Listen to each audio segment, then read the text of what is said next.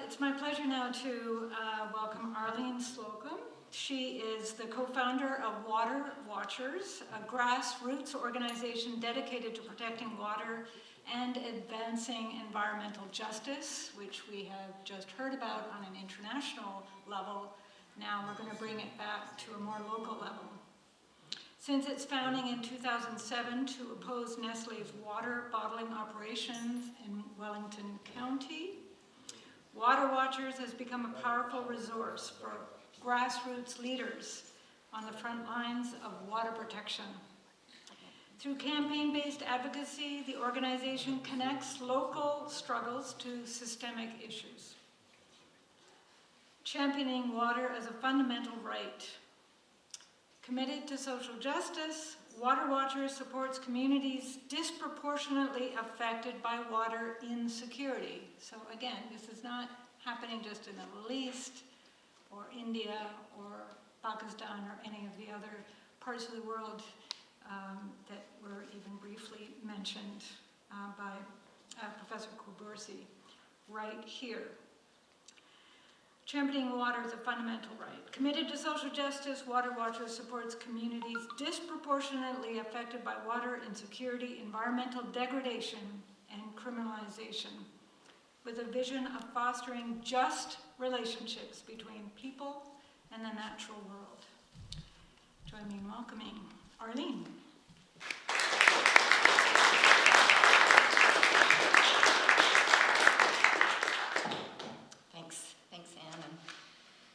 Thanks for inviting me here today, and thanks for your words. I have so many questions for you. Look forward to that conversation. So maybe I'll just start by saying I'm not an academic. I'm a human who lives on this blue planet and is desperately passionate about the water that is the source of all life for all of us, and decided some time ago to commit a lot of my time to water advocacy. I'll say that I come from the waters of my mom. My mom is Justina Slocombe. She comes from the waters of her mother before her. Her name was Grace O'Malley. Who comes from the waters of her mother before her, Margaret Moyer, and so on and so on and so on, all the way back through time, back to the original waters, the waters of the earth, our mother, our one true collective mother. And I'm blessed to have two daughters, and perhaps one day they may have children that come from their waters, and on and on and on. And I sometimes am humbly comforted by the thought that I'm just one part of a continuum, a vast continuum that gets to be in this place on this blue planet. And it is water, the reason why we are here, the source of life. Water Watchers and this place here where we stand on to is situated in Dish with One Spoon territory. Water Watchers began out of what is so-called Guelph, Ontario, on the ancestral lands of the Chontaton and the Attawandaron peoples. Over deep time, these lands and waters have been home to the Anishinaabe and the Haudenosaunee people, and currently are the treaty lands and the territory of Mississauga of the Credit. Guelph is also located at the confluence of the Speed and Aramosa rivers, part of the Grand River watershed, which binds us also to the two Roe Wampum agreements of the Haudenosaunee people and throughout the Haldimand Tract. As guests fully dependent on these lands and waters, we take our role as water protectors to be embedded within the existing agreements of the lands and its original and enduring stewards.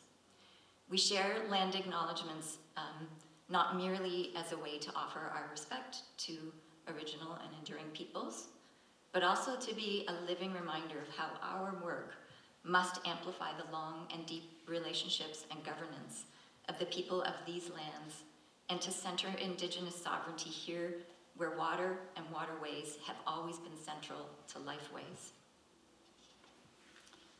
I'm forgetting to tell you to advance the slide, so we can go two now. The next one, yeah. So thank you.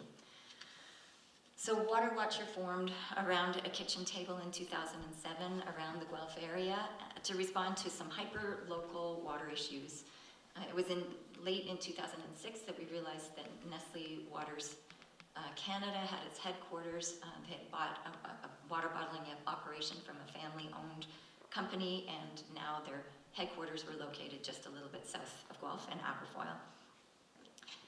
Over the last decade, I can talk more about that a little later on because it's been, that's since 2007, and we've had some significant successes along the way, but it took us a long time. And I've worked closely with Dr. Dawn Martin-Hill and youth and clan mothers from SIX, and I have the experience of understanding deeply that when Dawn or others from her community are invited to speak, it is necessarily often priorities in their own community that prevent them from being able to attend or join, because that's where their priorities must lie.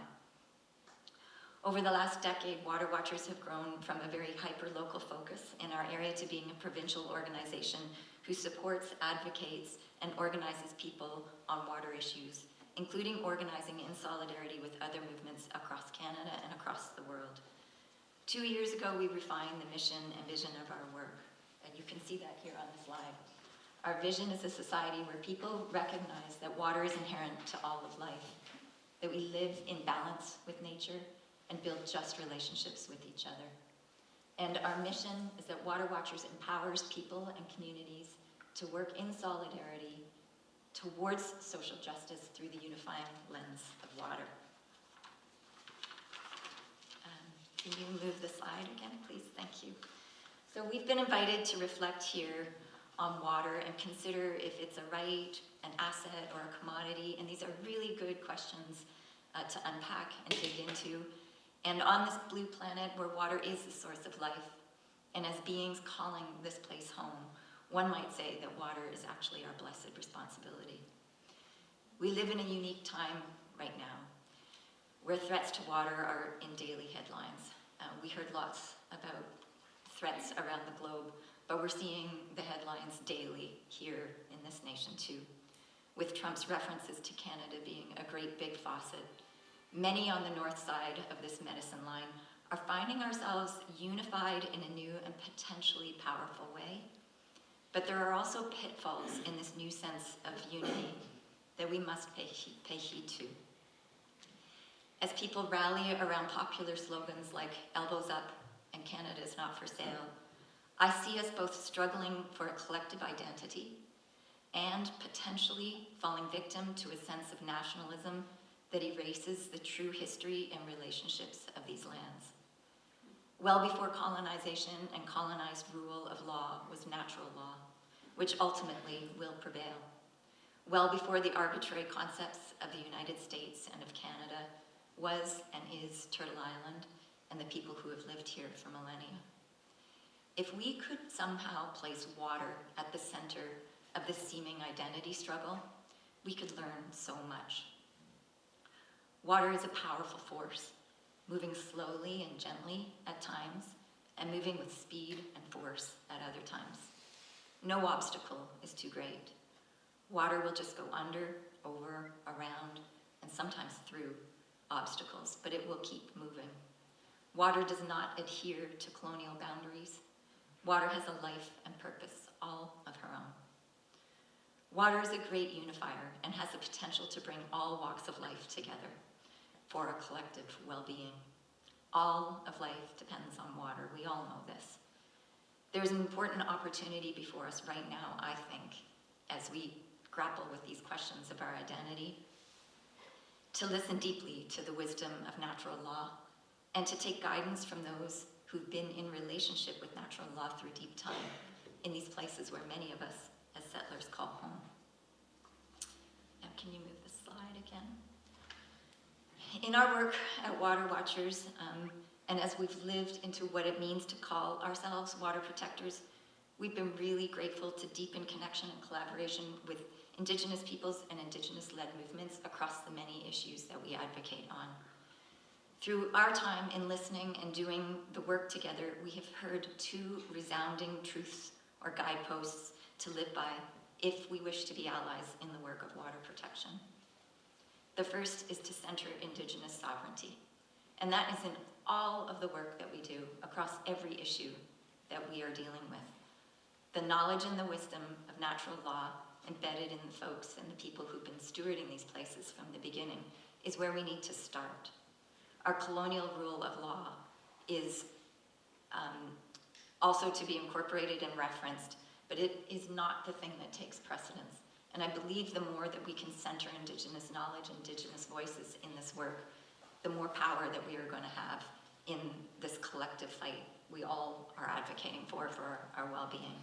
We have this experience firsthand in Water Watchers, and I recognize that many in the environmental movement have been criticized for a concern around like protecting earth and water, which is valuable and valid, but without the confluence of it being through an intersectional lens and understanding that sovereignty of the peoples who call those places home has such a critical role in being a powerful ally. So that was the first guidepost. The second guidepost, which has been really interesting to consider, is to deepen our personal relationship with water. So we've come to recognize that one of the hallmarks of colonization is a break in relationships to the land, to each other, and even to oneself. So tending to these relationships in repair provides us more information in our work. What does water herself want? How can we learn to listen to water? What does our identity in this nation right now look like if we deeply consider that we are primarily made of water? How do we take up that responsibility beyond the current trends towards nationalism? I can advance the slide again. I have this up here, and it's probably small to see, but this is a sort of sidebar, but I found this slide recently, and I just wanted to point something out here. You'll see up in the top left are the divisions and boundaries by colonial rule. So they're the provinces, the territories. There's an awful lot of straight lines around on that map. We all know this map.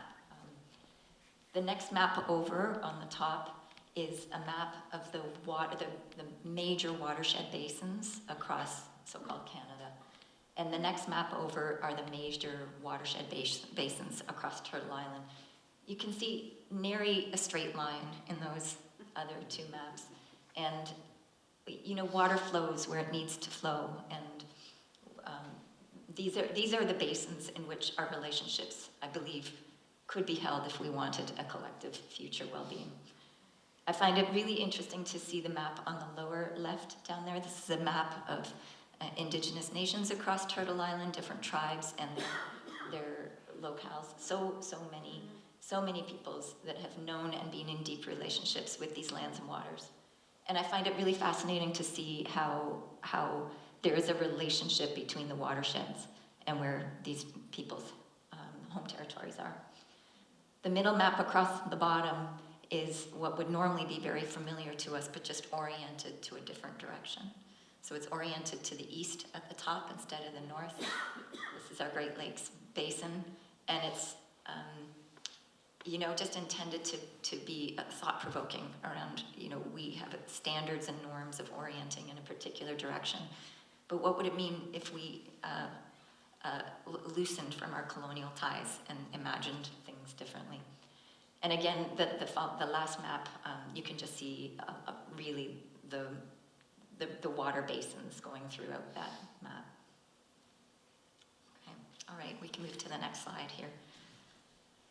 So water, as mentioned, is a really important unifier. It is a source of life on our blue planet. All of us require it, regardless of race, color, class, creed, gender, age, ability, etc. All life depends on water, so it weaves through all intersectional issues. It is precious and it is scarce. And it is very under threat, as we heard. We know that wars are being fought now. We know that wars will be being fought. It is under threat from so many factions. Okay, next slide, please. Just here in our region, industry dewaters for mineral and aggregate extraction, displacing the natural function and flow of water, wastewater from treatment plants and industry, as well as stormwater runoff, empty into our rivers and waterways. Copious amounts of plastics produced in our modern world naturally collect and flow in water, breaking down into smaller and smaller pieces, entering into the bodies and waters of all forms of life, causing yet unknown problems. Permits to take water are issued at rates that are not fully tallied in a scenario where we don't yet fully understand the capacity of aquifer systems. These permits displace precious groundwater from its original functions within the complexity of hydrological systems. All of this happens under the watch of ministries within the colonial governance structure who hold titles that sound as though they are here to protect the environment. Ministries like Ministry of Natural Resources and Ministry of the Environment. And I want to be clear here that I'm not, in this critique, I'm not criticizing the people that work there. I've had lots of very good friends with very good hearts and intentions that do what they can within structures and systems that are existing. But we have learned over our time that it's actually those ministries that are there to facilitate resource extraction, as opposed to not do that. Next slide, please. And frequently, we know across many of these fights that it is often Indigenous people and communities on the front lines protecting land, water, and people, and who often face criminal prosecution because of their work to protect the future on all of our behalf. In the Grand River watershed, where our work is focused, we have been deepening our understanding of the impacts to the community at Six Nations, who are downstream from many settler communities in the territory of the Haldimand Tract. The Six Nations of the Grand River is stewarded by the Haudenosaunee, a confederacy of nations joined together under the Great Law of Peace. The Haudenosaunee Confederacy is the inherent governance structure of the Haudenosaunee people. This confederacy of Six Nations has maintained their distinct worldview and ceremonial practices despite generations of colonial violence and violations of their rights. Their traditions and cultural knowledge are a sacred inheritance, and they have an absolute right to practice these and pass these to their children. And yet here, in the heart of Southern Ontario, the community at Six Nations, as well as other reserves across this nation and even across this region, still face water insecurity. Next slide, please. So how does this happen? When we have structures and governance that are there to seemingly protect and to safeguard and to ensure that water is available for all, how does this happen? When we have rules and laws and regulations within settler governance structures, how is it that we are faced with such continued environmental and social justice violations? Why are the laws of this land not working? Next slide, please. We, over our time of advocacy, we started off, like so many, I think, in this part of the world, we started that if we just gather enough facts and information and we have the truth on our side and we present the truth to decision makers, that the right choices will be made. And we did this for years. We toiled away, we did all the things. And maybe some of you have familiarity with this too. So right now I'm specifically referencing to the water extraction, the water commodification and extraction through by Nestle Waters Canada. Our community rallied. They didn't want them there in our folds. We knew there were environmental impacts. We knew there were justice impacts. We knew that water inherently should not be commodified in that way. It seems to be a deep-founded belief in most that we engaged with. And we knew that there was this massive problem with the copious amounts of plastics. We had all the data on our side, and the permits continued to get renewed. And we realized that we developed this analysis. There are many different analyses of the power, politics, economics, etc., behind why this harm to water and people is ongoing. But we're going to present our analysis at Water Watchers for why it isn't working, which is a concept that we call the bubble, and how that concept has transformed our conceptualization of the actions that we actually need to take to protect water and beyond. So again, if we present the facts, we will prove the injustice that's happening, and people, politicians, and companies will do what's right. What this looks like in practice usually involves working through the avenues of engagement that are available to us within the system, such as submitting public comments during consultation periods or delegating to city councils, etc. This inside the bubble work is fueled by the core work belief that we will win because the truth is on our side. We must win. So overall, it's working under this paradigm that the system is designed to produce just outcomes. and that if we play by the rules, arm ourselves with the facts that prove what's right, and present them to decision makers, it will lead to a just decision. But after about 10 years of toiling away with that, with very little success, we realized that this is not what was going to set us free. Next slide, please. So sadly, that was just not the case. While working inside the bubble, an outcome that is just or right or true is not guaranteed through this method, because there's more at play than the facts and truth and what's right. There's power, there's politics, and people at play as well, which can all influence the outcomes of these processes, either to support or subvert just outcomes. Revealing the power dynamics behind an issue, including systemic problems which reinforce power and are embedded into the design of the institutions we work, this was what we needed to do. As soon as we started to develop that analysis, we were able to have both an inside the bubble game and an outside the bubble game, and that's when we started really seeing success. I just want to add a couple things here that I want to be clear about. Like, I'm not saying that the inside the bubble work isn't worthwhile and necessary. Both kinds of work are necessary and can have utility and impact.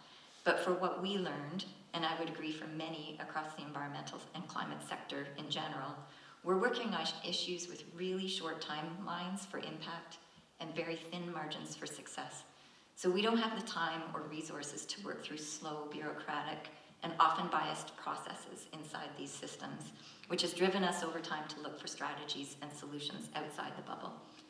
A conclusion that we have arrived at is that the colonial systems we have in place are not adequately protecting lands and waters and people. This realization has brought us into a recognition of the need to be in deeper allyship with Indigenous people who have and continue to be on the front lines of protecting lands and waters. Next slide, please. So this brings us to the main theme of our conversation here. For many, many years, we worked alongside Dawn and her daughter, Makasha Looking Horse, and youth and clan mothers from Six Nations to oppose water bottling operations in Wellington County. This was the first threat that Water Watchers rallied around, and our community did so because the notion of commodifying water felt like a fundamental violation of values.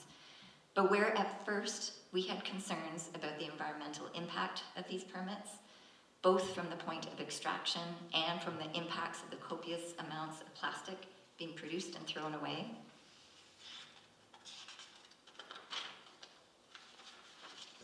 we grew to understand that the commodification of water is at its core a justice issue. When multinational corporations are extracting water for profit from treaty lands without free, prior, and informed consent, and where the community of Six Nations just 1 hour south of the headquarters of the bottling operation continue to face water insecurity in their own community and are often left with no choice but to buy bottled water from the very same companies that are extracting it from their treaty lands, we know we have a serious justice issue. We have further understood that where bottled water is presented as the false solution that it is, and where communities necessarily become dependent on this as a source of water, there is then little incentive for governments of all levels to fund the needed infrastructure to develop or repair the infrastructure to ensure clean, potable water for all.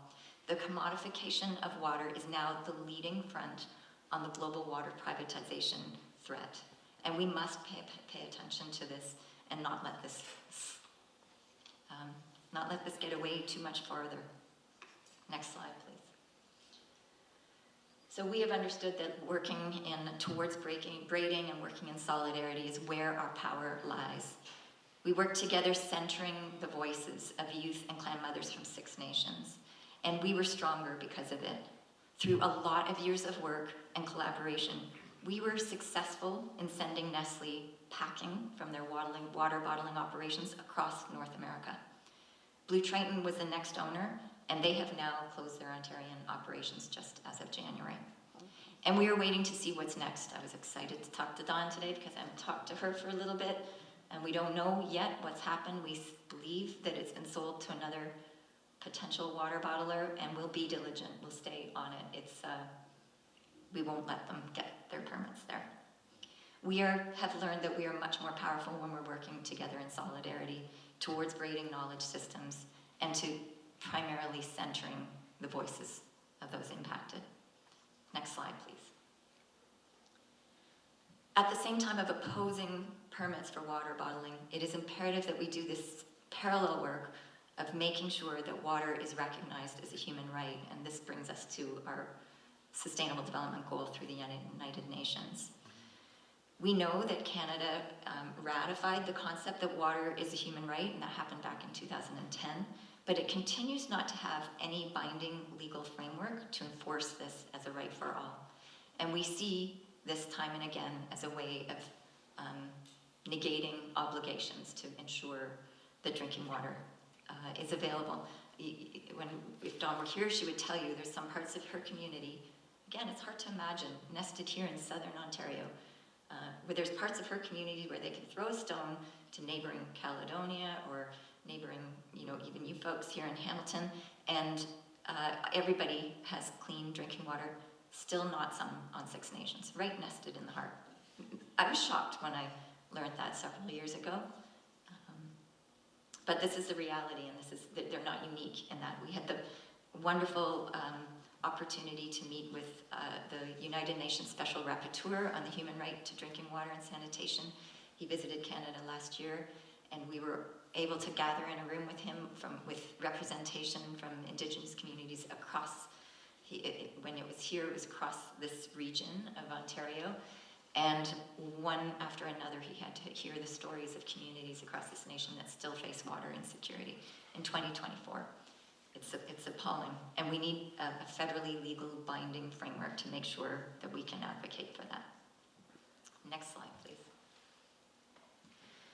So this is a really noble and honorable goal of the United Nations. This goal of clean water and sanitation for all.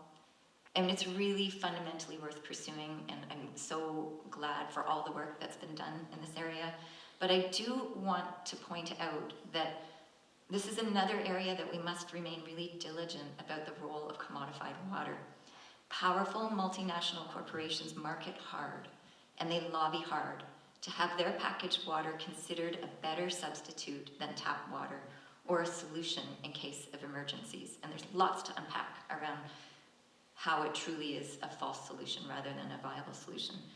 Wherever they get a foothold, these companies, it creates the conditions that are highly profitable for them, but undermines and gives excuses to governments to not invest in the needed funds to repair, maintain, or expand water infrastructure. This was of great concern to me in 2017. An agency of the United Nations for the first time included packaged water as an improved source for the purposes of achieving the Sustainable Goal number 6.1, which reads, universal and equitable access to safe and affordable drinking water for all. I have since understood that it's not actually been a ratified acceptance, but they will be continuing to lobby that bottled water be considered as access. Although this merely acknowledges the existing reality on the ground, because we know this is the reality in many places of the world where tap water is not potable, and people are purchasing packaged water.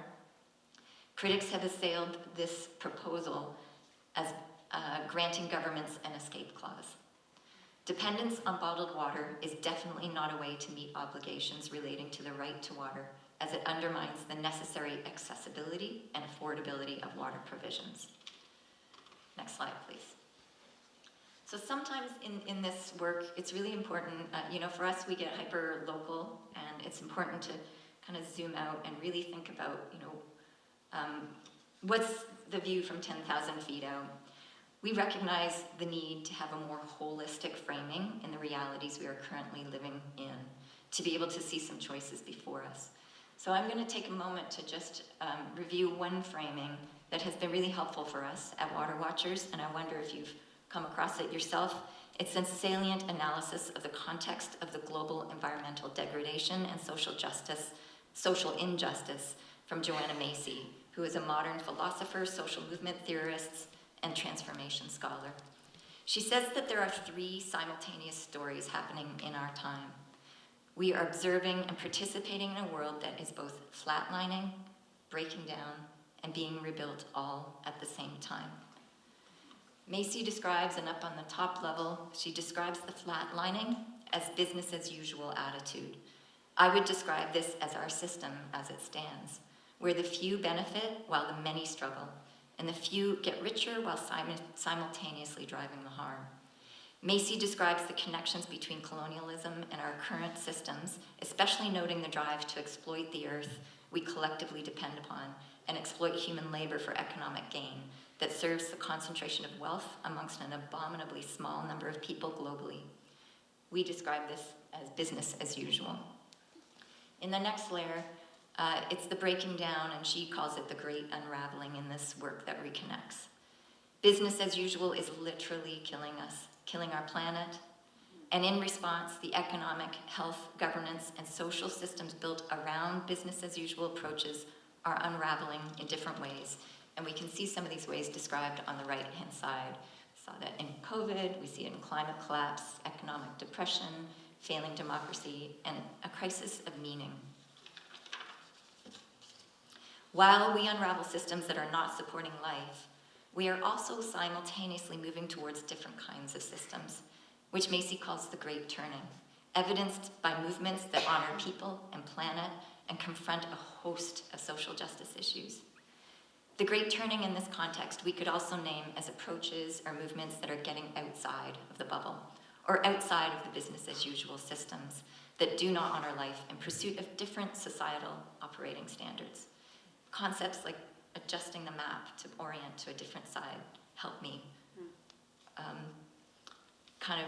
shake something up in my colonized mind.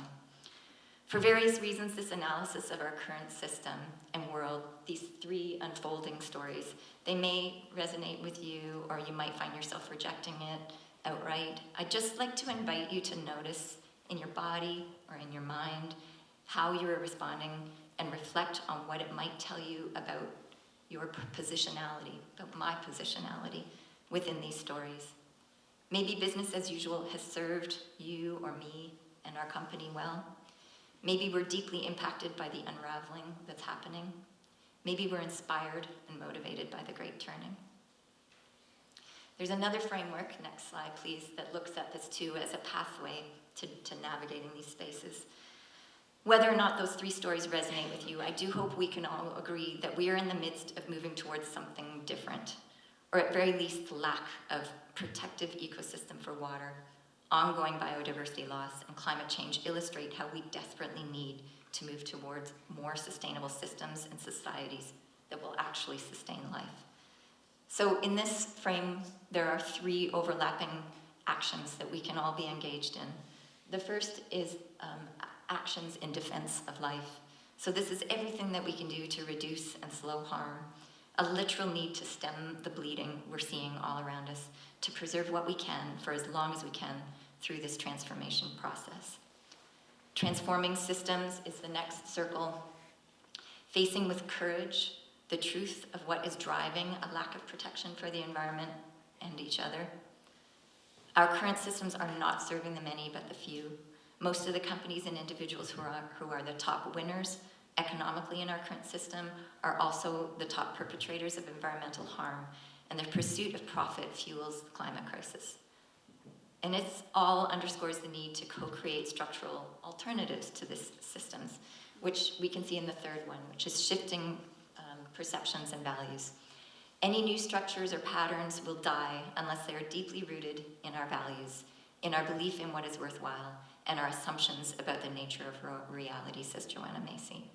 This is slow but critical work. The woman who designed these graphics, Lydia Hooper, says we must center practices and processes that are centered on values for liberatory justice and ecological sustainability, which will provide not only the lenses, but the experiences needed by individuals in our organizations, in our work, in solidarity. I want to return to the current struggle we find ourselves in right now around our national identity, and rename that if we could learn from water, learn from natural law, and from those who have been in deep relationship with natural law on these lands we call home, we might just be able to move towards transformation. Next slide, please. For us, This means that we have to engage the reality that water protection work is not apolitical. These efforts exist in legal, policy, and political contexts that makes achieving fulsome water protection difficult to achieve and sustain. Building grassroots power in solidarity with Indigenous peoples and social justice movements is the way we challenge this current reality and try to work towards systems that ensure all the waters around us have a better chance for a sustainable future and a just future with water and all of life. So although water protection is nonpartisan, it is definitely not apolitical. And I'll leave you with this last slide. I haven't talked at all about our campaigns other than the one for the human right to water. I left some papers on the table out in the hallway. As a result of COVID, many of us know how to use QR codes on our phone to get directed to a website. Please consider taking those actions. If nothing else than the one to advocate for the human right to water, for a federal legal binding framework for the human right to water. One of our other campaigns is advocating to end Line 5, which is the single most biggest threat to the Great Lakes water system at the moment. We just heard a couple of days ago that there was a leak from this pipe through Lake St. Clair River, and that is going to head contaminated water into Lake St. Clair and down into Lake Erie. This is a 70-year-old pipeline that was built for 50 years. It lies right across the bottom of the Straits of Mackinac, and it is an if not when situation, and we need to get it shut down. The last one is our regional Ontario level campaign to try to reduce road salts. We are all seeing this information in our data in the way that our groundwater is salinating at a very high rate, and there's lots that we can be doing about it. So please consider taking those actions. Please go to our Water Watcher website and sign up for our email list. We have actions all the time, and we'd love for you to join our community. Thanks very much.